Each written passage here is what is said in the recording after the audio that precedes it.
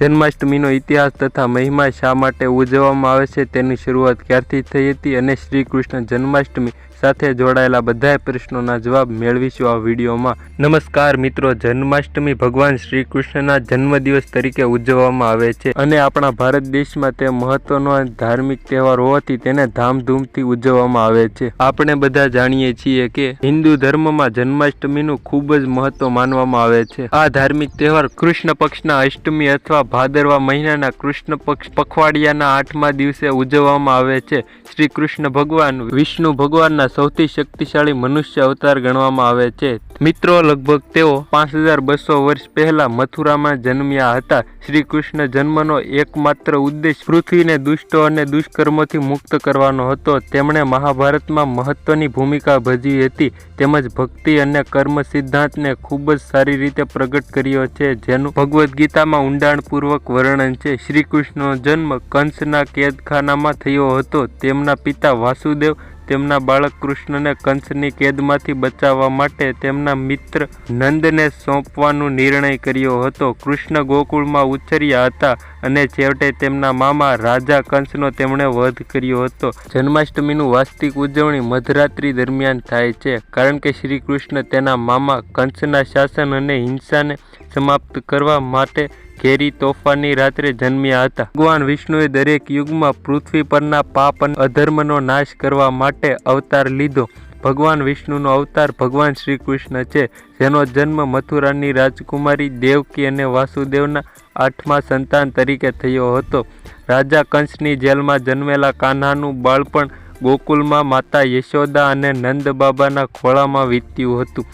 રાજા કંસની તેને બચાવવા માટે વાસુદેવે કાન્હાને તેમના જન્મ પછી તેના પિતરાઈ ભાઈઓ નંદ બાબા યશોદાને સોંપ્યા હતા। શ્રી કૃષ્ણએ તેમના જન્મથી તેમના જીવનના દરેક તબક્કા ચમત્કારો બતાવ્યા। શ્રી કૃષ્ણના જન્મ સાથે જોડાયેલ ઘણી વાર્તાઓ છે જે માનવ સમાજને પાઠ શીખવે છે। શ્રી કૃષ્ણ જન્માષ્ટમીનું મહત્વ પુરાણો અનુસાર શ્રી કૃષ્ણ ભગવાન વિષ્ણુના અવતાર છે, જે ત્રિમૂર્તિઓમાંના એક છે। દર વર્ષ લોકોને આ દિવસે ઉપવાસ કરે છે અને કૃષ્ણને આશીર્વાદ મેળવવા માટે મધ્યરાત્રિએ ધાર્મિક વિધિઓ કરે છે। ભજન કીર્તન કરીને કૃષ્ણ જયંતિ ઉજવે છે। આ દિવસ માટે મંદિરોને વિશેષ રીતે શણગારવામાં આવે છે।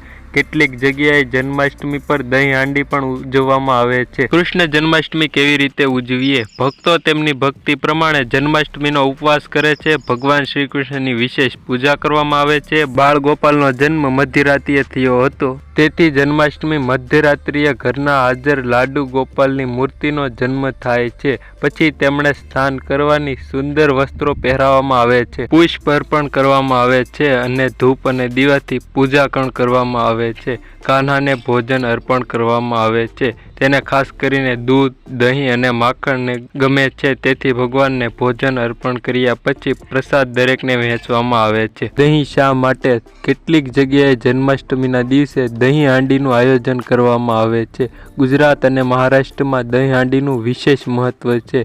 દહીં હાંડીનો ઇતિહાસ ખૂબ જ રસપ્રદ છે। કાન્હા બાળપણમાં ખૂબ જ તોફાની હતા। કાન્હાને માખણ, દહીં અને દૂધ ખૂબ જ પસંદ હતું। તેને માખણ એટલો ગમતું હતું કે તેના મિત્રો સાથે મળીને ગામના લોકોના ઘરેથી માખણ ચોરીને પણ ખાતા। કાન્હાથી માખણ બચાવવા માટે મહિલાઓ માખણના વાસણને ઊંચાઈ પર લટકાવતી હતી, પરંતુ બાલ ગોપાલ તેના મિત્રો સાથે મળીને પિરામિડ બનાવીને ઊંચાઈ પર લટકેલા વાસણમાંથી પણ માખણ ખાતા હતા। તો આ હતા મિત્રો શ્રી કૃષ્ણ જન્માષ્ટમી સાથે જોડાયેલા અમુક પ્રશ્નો, જેની રસપ્રદ વાતો। તો તમને આ વિડીયો કેવો લાગ્યો તે કોમેન્ટ કરીને જણાવી દેજો અને અમારી ચેનલ પર નવા અને પહેલી વાર હો તો ચેનલને સબસ્ક્રાઈબ કરતા જજો અને નોટિફિકેશનને પણ ઓન કરી દેજો, જેથી અમારો આવો કોઈ પણ નવો કે માહિતીપ્રદ વિડીયો આવે તો તમને સૌથી પહેલાં મળતો રહે। તો મળીશું મિત્રો કોઈ નવા ઇન્ટરેસ્ટિંગ ટોપિક કે વિડીયો સાથે। ત્યાં સુધી બધાને બાય બાય અને થેન્ક્સ ફોર વોચિંગ।